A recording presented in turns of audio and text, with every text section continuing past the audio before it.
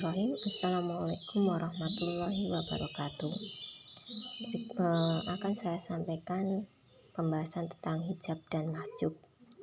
Namun sebelumnya kita bahas dulu tentang macam-macam ahli waris. Di sini ada 3 macam, yaitu yang pertama zawil furud, yang pembagiannya sesuai dengan Al-Quran surat An-Nisa ayat 11, yang diantaranya ada sudah jelas 1/4, 1/3, 1/8, 1/setengah.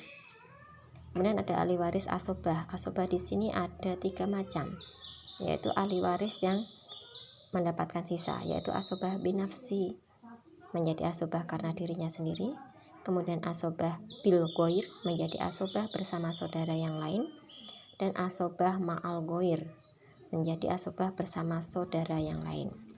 Kemudian ada lagi ahli waris zawil arham, yaitu ahli waris yang mendapatkan bagian karena pertalian darahnya yang telah jauh. Kemudian hijab dan mahjub. Hijab adalah penghalang, mahjub adalah yang menghalangi.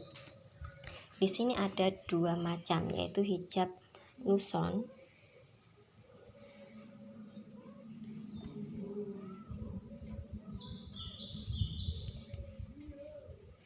dan hijab hirman.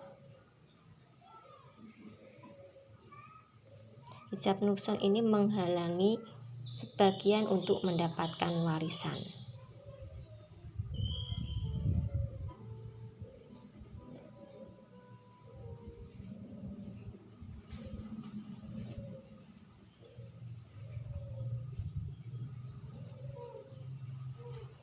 Kemudian hijab hirman ini menghalangi keseluruhan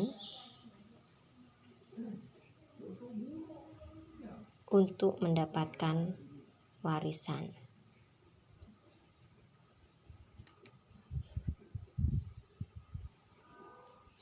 Di sini akan kita bahas ya, bagaimana penjelasannya. Misalkan ada ahli waris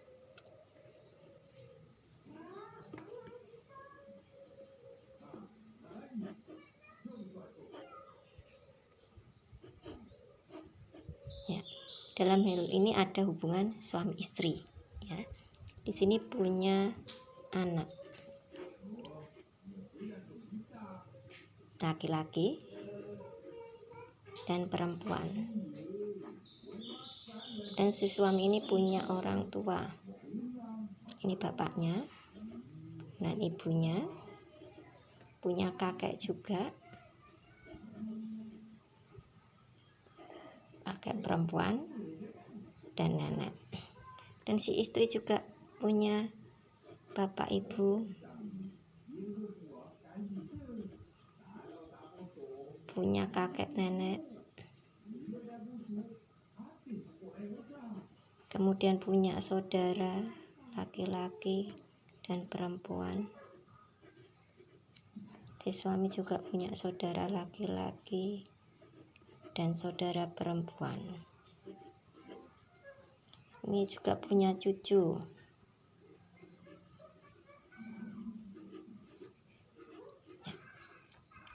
Dengan simbol seperti ini saya harapkan paham ya. Kita misal yang meninggal adalah suami. Siapa ahli waris yang bisa mendapatkan warisan? Kira-kira ketika semua sudah ada, masih ada, mendapatkan warisan semua atau tidak? Nah, ini ternyata tidak, karena ada hijab dan mahjub. Contohnya seperti ini, yang meninggal suami. Siapa saja yang berhak mendapatkan? Yang berhak mendapatkan adalah istri. Kemudian anak laki-laki, anak perempuan, bapak dan ibunya si mayat. Tuh ya. Kenapa demikian? Karena kita melihat dari ahli waris yang pertalian darahnya paling dekat. Nah, misalkan kalau si kakek neneknya si mayat tidak bisa mendapatkan keseluruhan, ini karena terhalang oleh bapak si mayat. Kemudian saudara si mayat tidak dapat.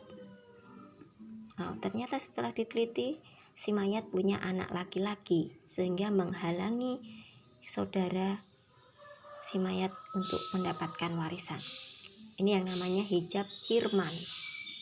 Kemudian kenapa bapak ibunya istri ini tidak dapat?